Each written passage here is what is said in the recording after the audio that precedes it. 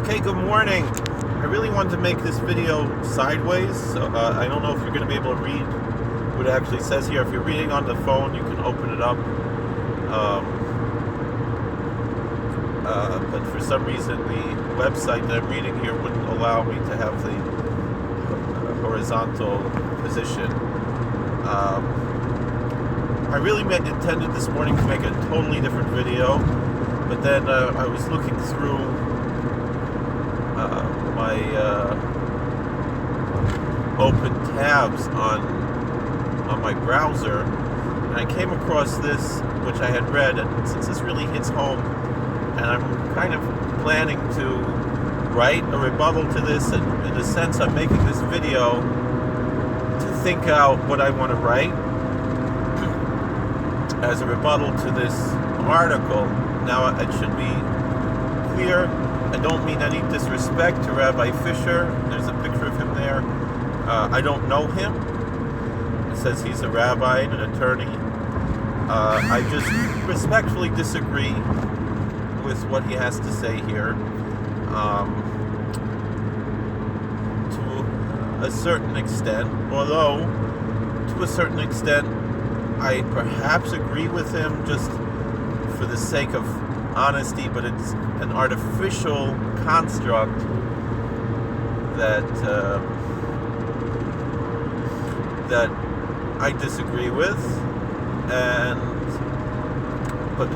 but we have to be honest about this artificial construct, and that's essentially why I'm here, why I'm making this video, to protest the artificial construct that is mentioned here and to give a different perspective. So Rabbi Fisher, this was printed in the forward, and I think I'm gonna try to have a writing thing sent to the forward to describe this. It says, but anyway, it says the views and opinions expressed in this article are the author's own and do not necessarily reflect those of the forward, and I would say they clearly don't reflect those of the forward, but I applaud the forward for being open-minded enough to print things that I would say they most likely disagree with. And so it says what every prospective convert to Judaism deserves to know, and is a picture of a mikveh, which is where someone becomes Jewish, among other things. I mean, I just came from the mikveh myself. They asked Rabbi Yosef Chaim Sonnenfeld, why is, even though he wasn't Hasidish, why did he go to the mikveh all the time? And he said, if a mikveh can turn a Gentile into a Jew, imagine what it could do to a Jew. So my payas are still wet from the mikveh, and the same mikveh where I've done conversions, also not necessarily recognized by these artificial constructs that I've overseen, or I've participated in conversions, I would say, in the very same mikveh where I just came from, which were totally halachically valid, but did not meet the artificial constructs that, with all due respect, Rabbi Fisher is discussing here. So he says, this is what he says: when you go to a doctor, you initially have to complete and sign a plethora of forms. There are check boxes for all imaginable ailments and diseases, and you begin to realize, yikes, there are so many things in me that could go wrong. It's a miracle I could even read this thing and check the boxes. Halavai, and I'm just going to give my running commentary while I read this article. So halavai, people should be so mindful and think like that, and recognize miracles when they happen. But and so with that, that's when I say halavai, if it only should be, it's an Aramaic term that has come into Hebrew and Yiddish as well. If only it would be so, is what I'm trying to say here. I know I sound kind of mechanical and robotic right now. It's not the way I usually talk, so I'm going to try to be a little bit more natural. So then there are more forms: the agreement to arbitrate disputes, permission to share the private medical information with other care providers, the acknowledgments that you've been given the forms to read. So there's a lot to go through there.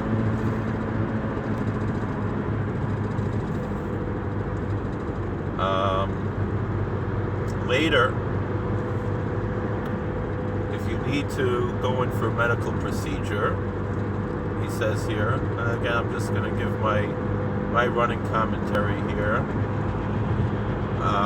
you typically receive full disclosure of what theoretically could go wrong. You must sign a form acknowledging that you've received full disclosure of what are the risks. Because even with the safest medical procedure, the most skillful doctor, unpredictable things can theoretically go wrong. Okay? You watch the pharmaceutical. I'm not going to read this whole thing. You can read it yourself. It talks about prescription drugs, all the things that could go wrong. So Rabbi Fisher goes on to say, in addition to being a rabbi and an attorney, I've been an adjunct professor of law at 2 major law schools these past 14 years. In one of my courses, the curriculum includes teaching new client intake. Teach my students they must always fully disclose to prospective new clients the billing arrangements and what costs the client might encounter in the forthcoming litigation. Attorneys should likewise fully disclose the prospective client's prospects if the litigation ensues. In other words, a prospective client needs full disclosure to know what he or she is getting into, what it will cost, how much might be won, what the odds of success might be, and so forth, what the downside might be encountered, long case, trial, etc. Not really what we want to talk. And because full disclosure is so important in many walks of American life, I always also provide full disclosure in my rabbinical role when a prospective convert to Judaism comes my way, which I agree, that's part of what someone has to do. You can think of few things more painful.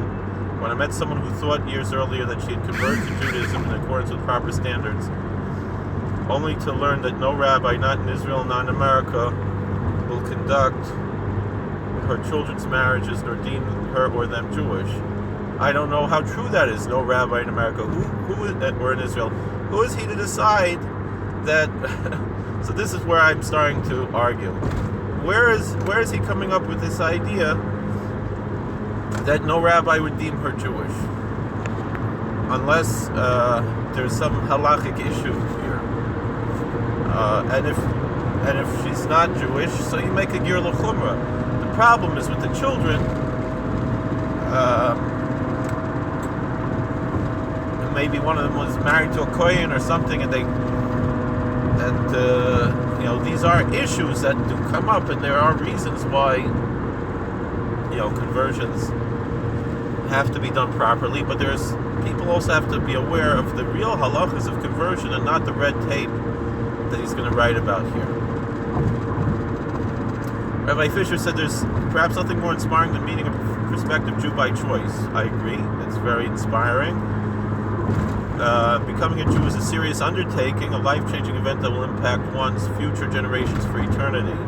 A kosher conversion complying with Orthodox requirements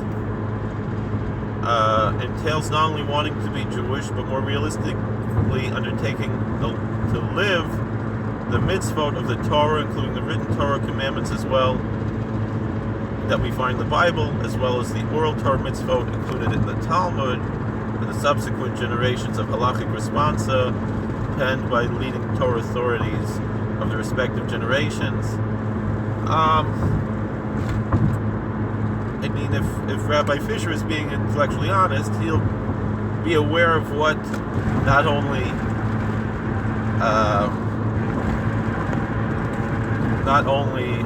what first of all, not everything that we say is Torah is written in the Bible, and not everything that we call,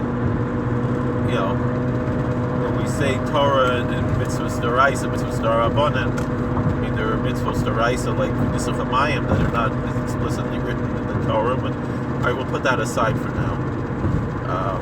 But more importantly is the intellectual honesty of what do responsa actually say, and the consensus of responsa, and how many things that have, especially things that he's talking about here, are in the minority of our responsa literature. And we have a general rule in halacha that a das yochid, although you might want to be machmir, you might want to be strict like a das yochid. Sometimes you're not even allowed to be strict a das yochid. You know, if someone wants to follow Beis Shammai, you don't have a right to do that. And then he says, for that reason, a normative Orthodox conversion takes approximately 2 years.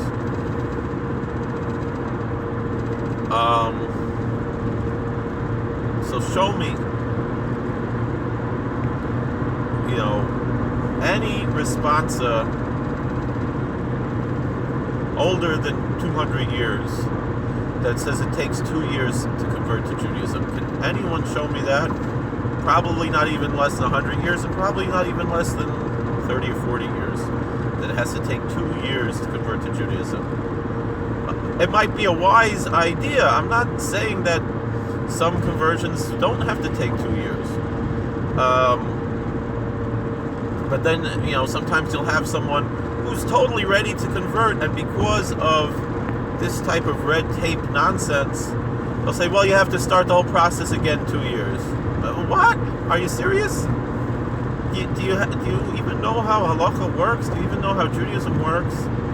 Do you even know Shulchan Aruch? Have you ever opened up Hilchos Gerim in your Adaya?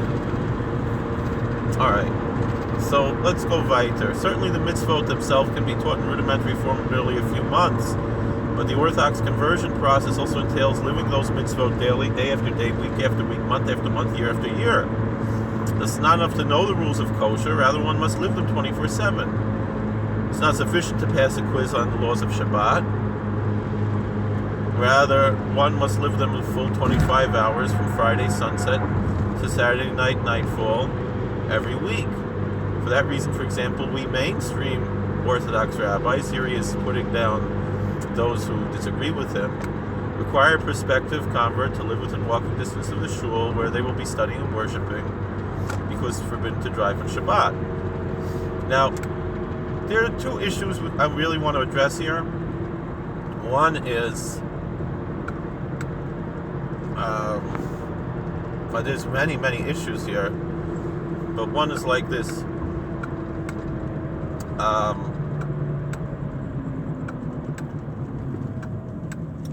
First of all, how do we define Kabbalas HaMitzvos? Halachically speaking, the acceptance to keep the mitzvos. How do we define it? But that's a little bit more controversial. But in a more simple sense, well, what if you have 10 people who want to get together and start their own shul, and they all want to convert together, and they know what they're doing, and they're going to consult with a rabbi, you know, perhaps through distance learning to make sure they're doing things more or less right, but they learn to do when they're living it somewhere else, somewhere, you know, in the middle of, quote unquote, the middle of nowhere, especially because Orthodox Jews tend to be very expensive to live in, and so in order, you know, the home values go way up when an Orthodox synagogue opens in an area, because people want to live within walking distance of a synagogue. So if someone is opening their own synagogue in the middle of nowhere, can we say that, or if someone's just going to pray at home and keep kosher, maybe they're vegetarian or pescatarian or whatever, so they can't get kosher meat. Just about everything else they can get is kosher.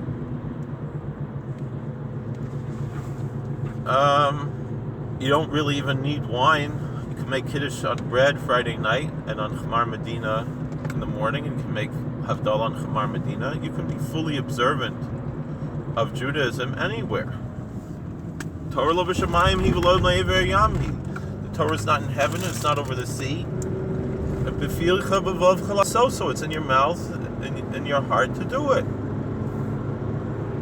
So just because someone doesn't live in walking distance to a synagogue doesn't mean that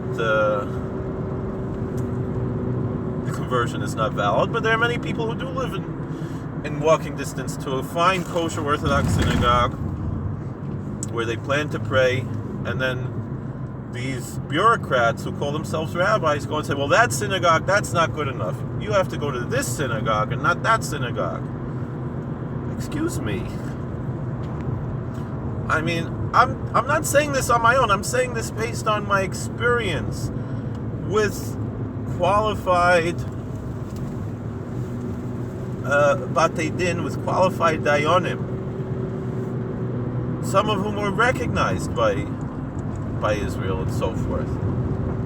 And this whole nonsense of making it ridiculously hard to convert, I think, has ulterior motives.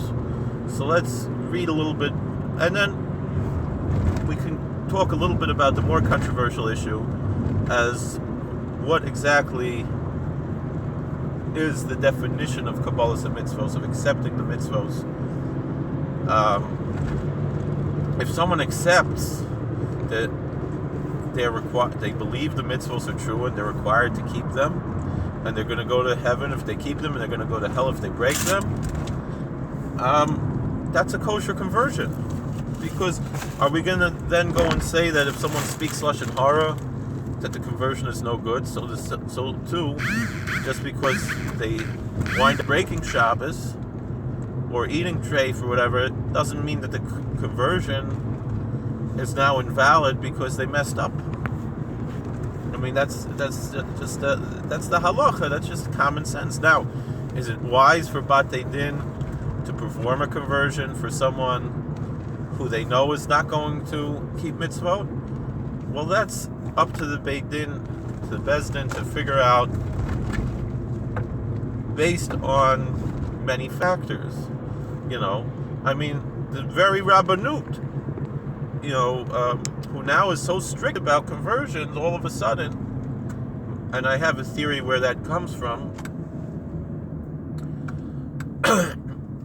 In the early years of the State of Israel, Rav Uziel, who was a fine person, I don't have tainas on him just because he, and the fact of the matter is, in general, the Sephardic chief rabbinate, since it's an older tradition, it predates Zionism. Actually, it has more of a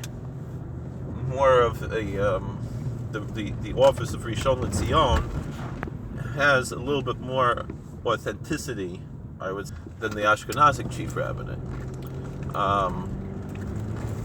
and deserves more respect. That being said, so Rav Ben Zion Uziel, who was the chief rabbi, a Sephardic rabbi when the state was founded, said, although we should try to discourage people from intermarrying, if we're going to, if the prospective convert wants to convert, and they're willing to basically believe in one God and live like most Jews live,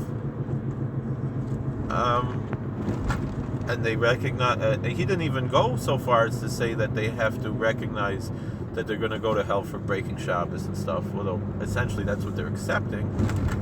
But the conversion is kosher, and many rabbis recognize this, and it's obvious that that's the halacha. It says in Shulchan Aruch, the Choser L'Suro is still Jewish. It's still, now, I mean, there's a famous word from Satmarov in Yoel and Vayikra about Adam Mikem.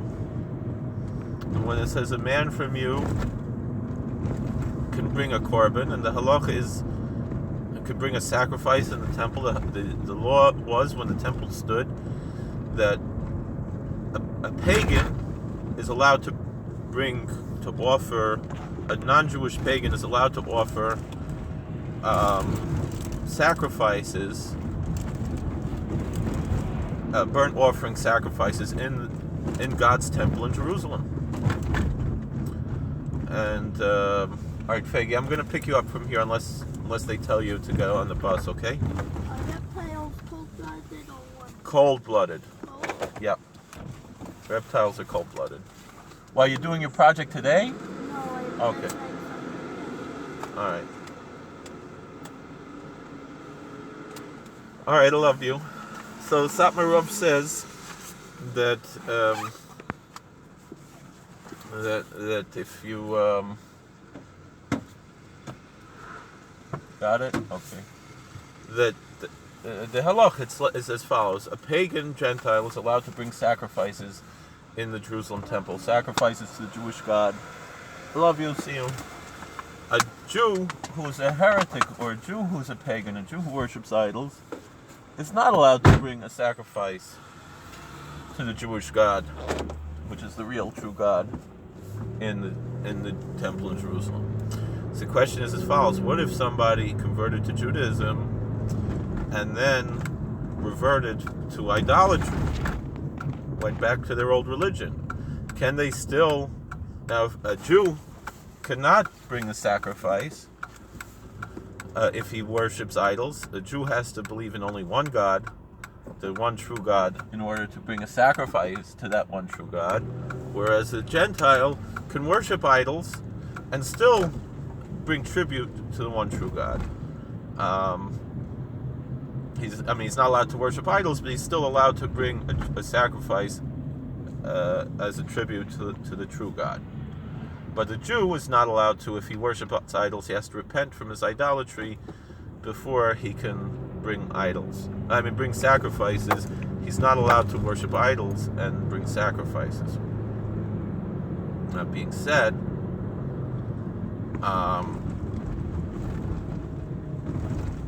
what about the convert? Do we say he goes back to being a Gentile? And then he could bring a sacrifice, or he remains Jewish and he cannot? And the answer is no. The Samarov brings this, and then others bring this as well. But it's very clear. Divrei Yoel has a very beautiful Parshas Vayikra that no, you cannot. He doesn't go back to being a Gentile. He remains Jewish, and if he worships idols, he's not allowed to bring sacrifice until he repents of his sin. So clearly, he's Jewish, and although he cannot participate in Jewish life, if this is the worst sin of all, as vis-a-vis conversion, is to go back to the old religion, and yet the conversion remains valid, and the person remains Jewish and is required to now. Yeah. So now, that being said, like we said, it's reasonable to make sure before you convert someone that they're not going to do something like that. Yes, that's reasonable and it's wise, but the fact of the matter is, whatever's done is done, and the conversion is kosher, and they can still marry someone Jewish. They don't count for a minyan, because a Jew who worships idols doesn't count for a minyan. They don't. Their wine is Yain Nesech, because it's the same thing as if someone's born Jewish. Their wine is Yain Nesech. So, those, so those aspects of Jewish life he loses out on, just like someone born Jewish, but he's just the same as the secular Jew, the convert who converted properly. This idea that the conversion requires one to actually accept to keep the mitzvos is plainly erroneous. Now, again, it might be wise, it might even be an issue on the Beit Din of the Beis Din of Lifnei Iver, putting a stumbling block before the blind. But I think the fact of the matter is that if you have full disclosure, the person is not blind. You're letting this person know you have this choice. You don't have to convert. You're under no obligation to convert. However, these are the consequences if you do convert, and these are the consequences if you don't convert. And And for example, so we have the case of intermarriage, even though we generally discourage, according to halacha, agir l'shem nesuyin. We discourage doing conversion for the sake of marriage, but we can generally say, we can rely on the Achiezer or others to say that in actuality maybe they're married already, even if they're not legally married, but they're living together, as is usually the case today. In most places, the secular world, they live together before they get married. And so they are, technically living as husband and wife, even if not legally so at the moment. Or maybe they're even legally married, but they come to the conclusion that they're doing something wrong, but they're not ready to accept everything. The fact of the matter is, so what's the consequence? I mean, and as adults, they can make this decision. Perhaps, the husband is not, especially when it's the case with the husband, because the children are going to be Jewish anyway. So, and that's something for Beis Din to think about and to recognize. And to consider. And each Beis Din has their own standards. But do we have to impose the strictest standards in every case? No. And do we have to have universal rules? Meaning, yes, if you go to a more Haredi Beis Din, usually, although some Haredi Batei Din are more liberal, but in general, the Haredi Batei Din, particularly the Litvische Batei Din, will expect the prospective convert to be more or less observant.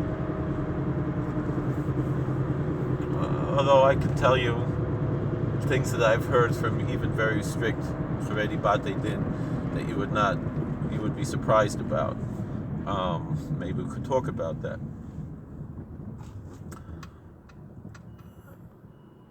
But even all of that aside, so the conversion is kosher if the person recognizes that they're obligated to keep Shabbat and then they choose not to, just like a person who's born Jewish remains Jewish to the extent that they're obligated to keep Shabbat, to keep Shabbos, whereas a Gentile is not obligated to keep Shabbos, although they also have, in a certain sense, an identity that lacks a certain amount of Jewishness when they're not keeping Shabbos. But again, there's no difference between the born Jew and the convert here. Meaning, you can, to a certain extent, we can discuss what's the definition of someone who doesn't keep Shabbos also, and there's all different discussions as to what that concerns. But on one hand, someone who doesn't keep Shabbos, whatever that means, we can discuss what it means to be totally desecrating Shabbos publicly. But at some point, according to most opinions and according to the plain understanding of Shulchan Aruch, they don't count for a minyan and their wine is yain nesech. Although again, we can discuss what does it mean publicly, what does it mean desecrating Shabbos. Rav Ovadia Yosef has a fairly liberal approach where he says that if somebody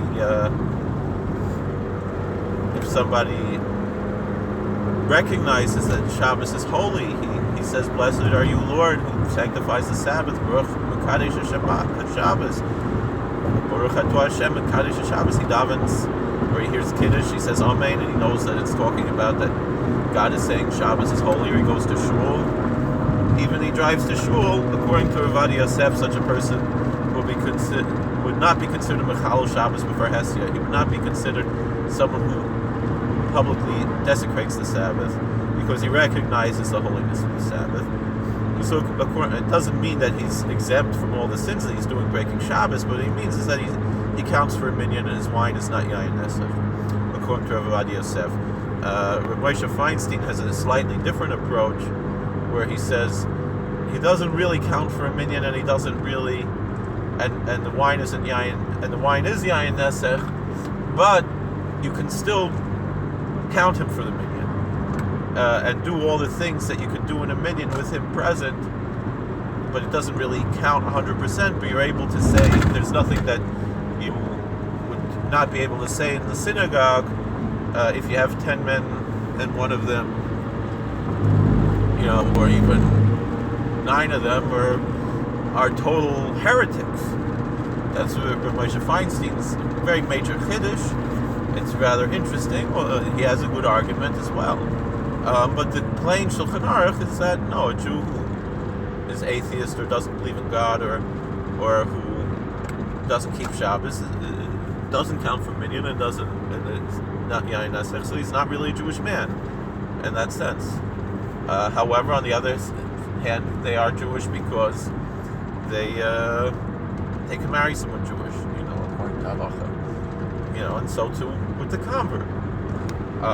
And so we, people as adults should have full disclosure, not, with actual, studying what the texts actually say, and not just, being told something by a controlling rabbi who just wants to have control over people's lives, and as opposed to what the Torah actually says and what the halacha actually says, but they have some kind of power trip or something.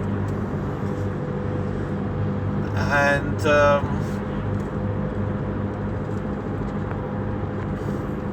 so talk about that was, keeping Shabbos, whatever. You have to make a decision. Is it worth it for you to be a sinner until you're ready to keep Shabbos? In one aspect of breaking Shabbos, in order to not be a sinner and not cause your spouse to be a sinner, as far as intermarriage. And which is more important? Because it would seem Shabbos is more important as a capital offense. And intermarriage is only a capital issue publicly, but not in private, inner sanctum of one's home.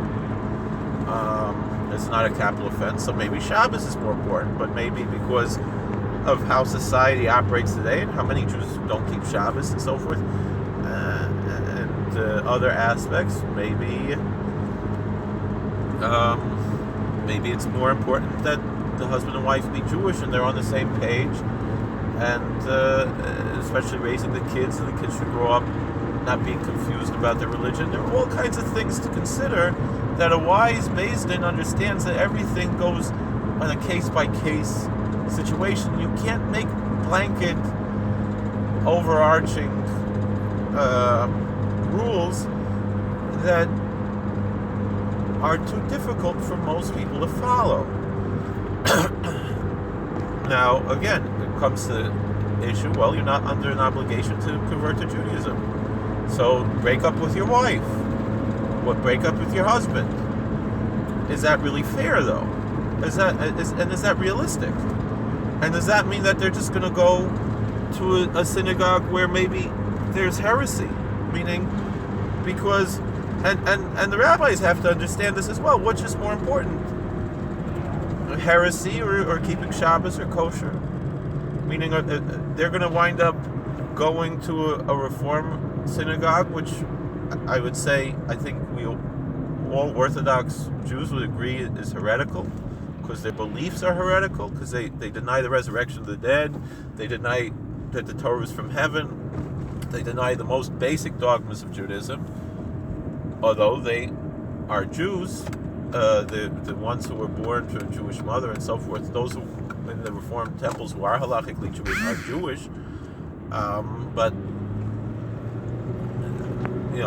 they have different ways of, the Reformed Jew could say that the Jew who is born Jewish but doesn't have any recognition of their Jewish heritage is not Jewish. They convert to another religion, then they're not Jewish. Whereas the Orthodox synagogue will put the Chabad, they'll put tefillin on a Catholic priest who happened to be born Jewish, and they won't bat an eye about it.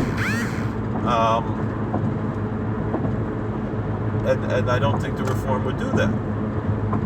So, and in a certain sense, the Reform are probably a little bit more right than Chabad are there. And, obviously Satmar, they're not going to put tefillin on a Catholic priest. So, just because he was born Jewish. And they're also not going to count him for a minion either, just because he's born Jewish. He has to repent, But, and that's obviously the most intellectually honest, would be the Satmar approach. There, as 99% of the time, it's the Satmar who are the most intellectually honest that I've ever encountered in the Jewish world. It seems like the only really intellectually honest people that I've encountered in the Orthodox Jewish world are the Satmar and the Open Orthodox, but the Satmar are much nicer people, much more friendly, much more welcoming, and don't really care if you're not like them, as opposed to the Open Orthodox, a little bit arrogant, except, some of them are nice. Avi Weiss, a boy, he's a fun person. I really like him, and he's a nice person. But a lot of his Talmidim are kind of weird and not very welcoming. I remember I went over to YCT. I figured, when I learned at Lander College, and if any balabas from the street wanted to sit down and learn, Medrash was open to sit and learn, listen to a shiur. So I went over to YCT and I wanted to come and sit and learn because I had some time to kill, and I was in the neighborhood. And they were like, "Oh, no, you have to make an appointment." I was like, "Are you serious? I never heard anything like this." But I think this is more of a city thing. I mean, it's the same nonsense I saw in South America, where you had to show your passport to get into the synagogue. And I was in Panama, that's Central America, I know, but it's the same thing in South America. In general, in Latin America, like, they have armed guards at the synagogue doors, and it's more to keep out prospective converts than it is to keep out terrorists or anything. And the main reason is because they're going to be embarrassed. The converts are frummer than a lot of the born Jews, although in Panama people are pretty frum. But I was there with my levush and everything, and I with the Bieber hit and the Reckel and everything, and they wouldn't let me. And I had davened there every day all week, and then one day I missed mincha because they had to look at my passport or something nonsense like that, and that's the kind of nonsense you see. But I'm glad I'm an American where we have religious freedom, and I would almost go so far as to say, as people who want to convert to Judaism should be given religious asylum to come to America so they can convert, because if they live in these other countries, and I would be much stronger to encourage people to move to America to convert to Judaism than to move to Israel. But so let's move on a little bit more.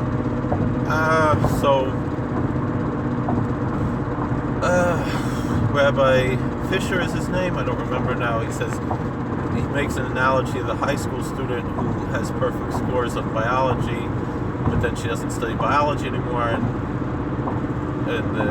when she's 30 or 40, she can remember that sodium chloride is salt and being split, but she won't carry the knowledge that she had mastered earlier in life. So too with an Orthodox conversion, it's not enough for a prospective convert to pass the test, whether she knows the text of each bracha before eating prospective foods.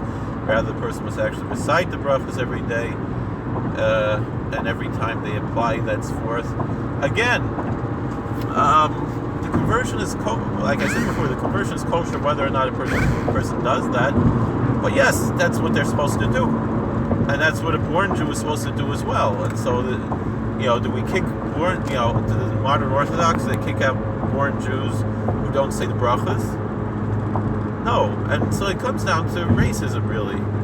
Oh, so Rabbi Fisher goes on, in my 36 years since being ordained as an Orthodox rabbi, I have met a great many people who have approached me for an Orthodox conversion, explaining they had already undergone a Reform conversion, a conservative conversion, but now had come to realize that it was an Orthodox conversion they desired maybe all along.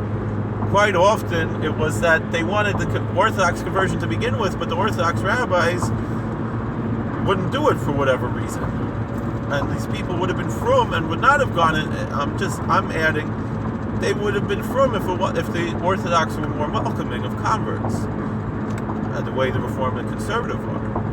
I mean, and to be honest, he's leaving out another group that are very interested in conversion, and people wind up not just in the Reform or the Conservative, they wind up in the Messianic movements, not because they're looking for Yashka, but because they're looking for Torah, and these are the only groups that will welcome them. And of course, and then they get, and the thing is the Orthodox people, they get told, oh, you know, if the modern Orthodox won't accept you, the ultra-Orthodox for sure won't accept you. And the truth is the exact opposite. The ultra-Orthodox generally are much more welcoming, and the modern Orthodox that are much more closed-minded, except for the open Orthodox. The open Orthodox they follow halacha much. I'll be honest. I'm being totally honest. The open Orthodox are much more halachic than RCA and the Rabbanut. And the thing is, the ironic thing is, they know that, because if you see what they learn in YU is a very intellectually honest place. They are learning real Torah in YU, and they should know better. But because of politics is why converts suffer.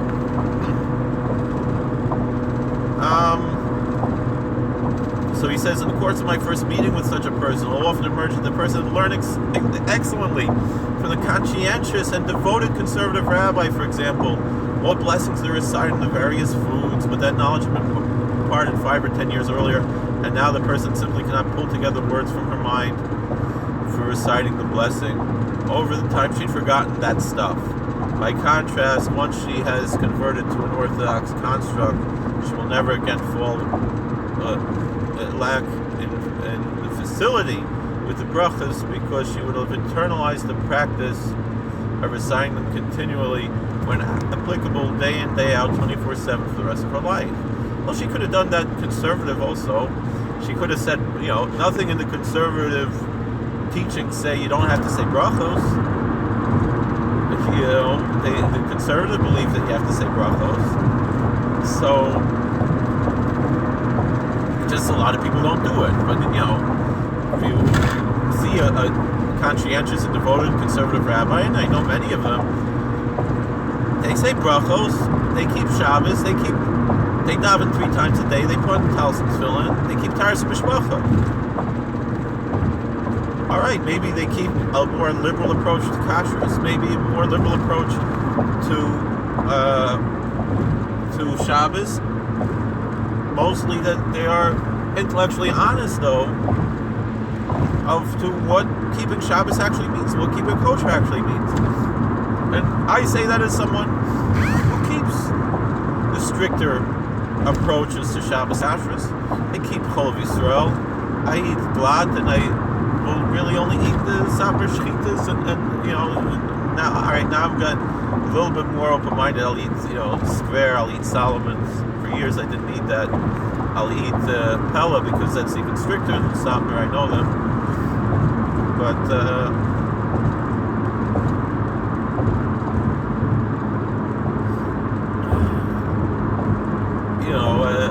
I'm pretty strict when it comes to a lot of things, and I'm not perfect. I do other things that I know are wrong. I try to do tshuva, and things like that. But I don't turn on off electricity except in an emergency on Shabbos. But I know that that's really just a minhag and not really the halacha, except according to basically the Das Yochid of the Chazon Ish. It's mamish a malacha to do electricity. It's pretty clear that the Chazon Ish was a Das Yochid who deserves to be respected, and a hamachmer tavel of bracha. People who are strict should be blessed for being strict. But but really, according to the halacha, it's most likely permitted to turn on or off most electricity. Probably the only exception would be the incandescent lights. Would probably be close enough to fire that perhaps we could call it Adin Derabanan. But the rest are almost obviously issues of minhag and not really. And really minhagim, what do we consider minhagim? But it's a nice kumrah. So Rabbi Fisher continues in the same context as imperative that every prospective convert demand, not ask, not inquire, but demand of the converting rabbi to know and receive a full disclosure as to whether the conversion will be accepted elsewhere. That is, if I'm converting with the Reform rabbi, is the rabbi properly affiliated with the CCAR, the Reform Rabbinic Conference? Will other Reform temples accept the conversion of conservative rabbis accept the Reform rabbi's conversion? What if my Reform conversion to Judaism does not include entering a kosher mikveh? Will conservative rabbis accept the conversion anyway? Will my future children have a problem being recognized as Jewish? And the thing is those are questions that have to be asked, and people deserve to have the answers. But as adults, they can also, there's religious freedom in America. And no, I don't recognize a conversion that's done without a mikveh. The Reform do, and the Orthodox and the Conservative insist on the mikveh. I mean, I explained before that the Reform are heretical, but they're also non-conformist as far as certain, basic halachas that Orthodox and Conservative agree on. Some years ago, I remember I attended a lecture in college by a Reform rabbi, and he said that basically the Conservative and the Reform are basically the same, and the Orthodox are the outliers. And my belief is the opposite, even though I still can have fellowship with Reform rabbis, just like I have fellowship with Christian and Muslim clergy. But in my opinion, the Conservative and the Orthodox have more in common, and it's the Reform that are the outliers. But if you want to make the comparison that we're making vis-a-vis, this comparison that Jack Spiro made, that's who it was, who I heard speak, I think it's much more of a... So anyway, Weiter, for many Reform converts, some or all of these qualifications may not matter because the person may not be consumed by concerns like those set forth above. They don't really care. Does the Reform convert care? Or maybe they're old and they're not going to have kids. Maybe there are many other things to consider. But there's still value in receiving a full disclosure, and I agree with that. Just as we have all the full disclosure when we prove for mortgages or medical procedure. If you do if you have a conversion with a conservative rabbi, is the rabbi a member in good standing with the RCA? If not, why not? Will other conservative rabbis accept a conversion done by a rabbi who's not a member of the rabbinical assembly? Will the Reform accept it? Will the Orthodox? In general, the Reform will accept a conservative conversion, but maybe not all, especially maybe if they're not affiliated. And in general, the Orthodox will either not recognize a conservative conversion at all, or they will say it's a matter of doubt and they should convert again without a bracha.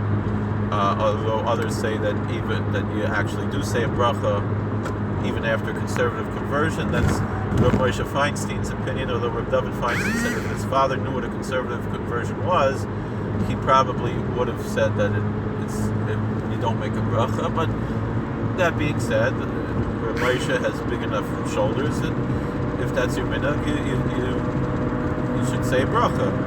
And that's been my experience as far as those who have undergone conservative conversions.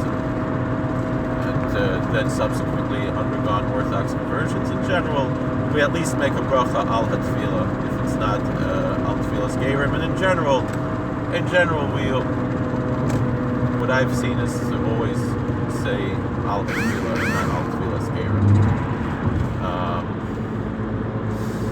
But weiter.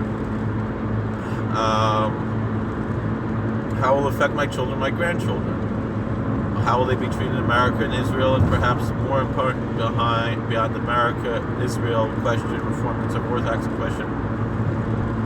If my grandchild or great-grandchild meets and falls in love with a Jewish person from a traditional Jewish family some 20 or 50 years in the future,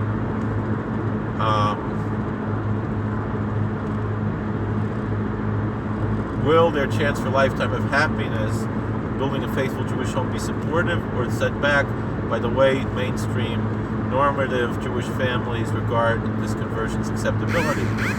I'll be honest with you, I think the problem there is with how the quote-unquote mainstream normative Jewish community approaches conversion, and not with the rabbi doing conversion. But yeah, people should be given full disclosure of what they're going to find. Again, many of these concerns might not be immediately nor ever relevant to someone who knowingly has evaluated various denominations and rabbis in her orbit and has chosen that rabbi in that institution, but full disclosure is always valuable when receiving life-impacting professional services. I agree with that, and I always give full disclosure. I always tell people, this might be recognized, might not be recognized. I know ways that it can be, it cannot be. The prospective convert's demand for full disclosure should not only be made of Reform and Conservative rabbis, but even of Orthodox rabbis. For example, there are some rabbis who present themselves as Orthodox and make a business, an income stream out of converting people. I'll be honest with you, that includes many of those who are recognized by the Rabbanut, the RCA, etc., in really disgusting ways. So he shouldn't be self-righteous about this.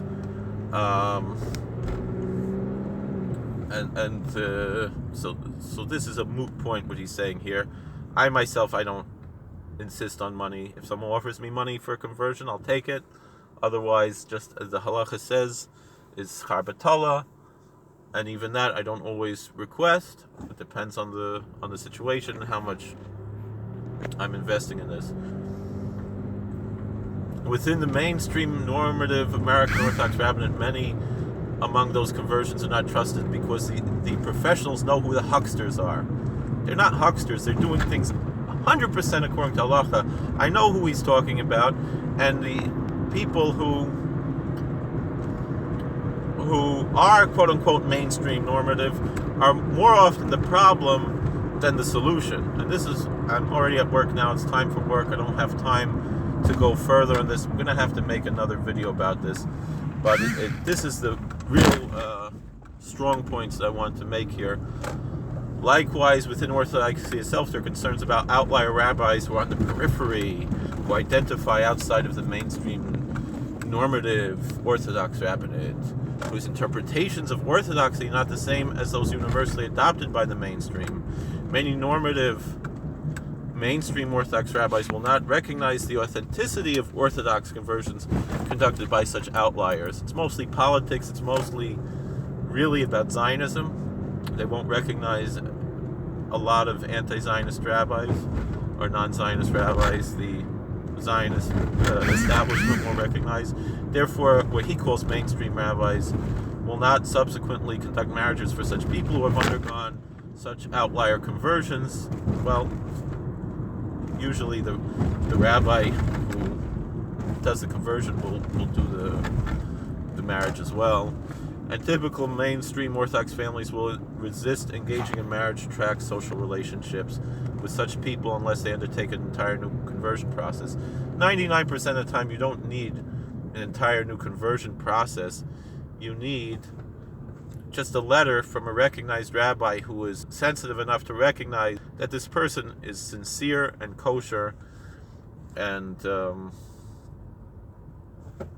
new conversion process has to go. And this is really the business that that these quote-unquote mainstream rabbis make of telling people, oh, your conversion is not good enough, you need to go through a whole new 2-year process to convert, when the conversion is 100% kosher, and you really, even, to be honest, to be recognized by the Rabbanut in Israel or something, you just need a letter from the Igud Rabbanim or someone else. It doesn't have to be the RCA. And they won't count the minyan, and it's total innocence. And so I always tell people the truth. Yeah, maybe this conversion might not be recognized. Depends on who I'm working with. But the fact of the matter is, going through an RCA conversion is also no guarantee that it's going to be recognized. I have many stories that can reflect that. I know one young woman who had an affair with a very famous rabbi, and he was a Kohen, and she converted, and the RCA had already done the conversion, and then the RCA went back and said, we're not going to give you papers because you had an affair with this rabbi, and we don't want to expose him. It's going to be too big of a scandal. And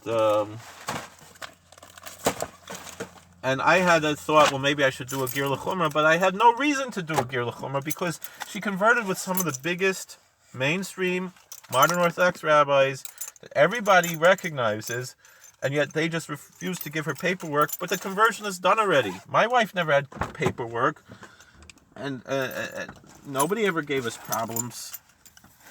We all know she's Jewish, and she's frum and everything, and I was Masar Kedushin at the Chasana, where, it wasn't this rabbi who she had the affair with, it was someone else, but because of that, because in order to it was all politics, and it had nothing to do with halacha, and she shouldn't be forced to suffer because of something that, and I considered doing Ger L'Chumrah, but I felt that it's totally unnecessary.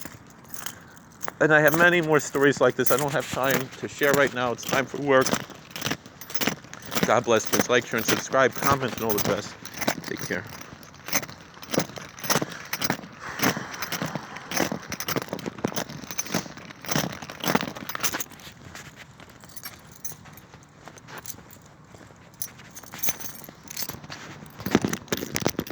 Turn this off. Come on, turn off.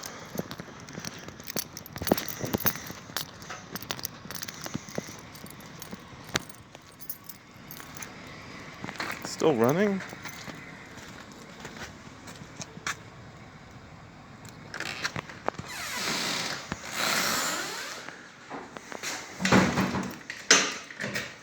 Why won't this turn off?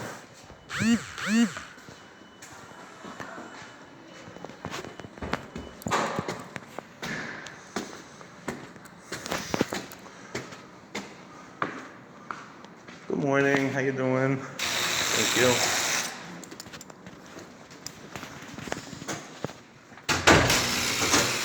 Thank you. Hi. Hello, good morning.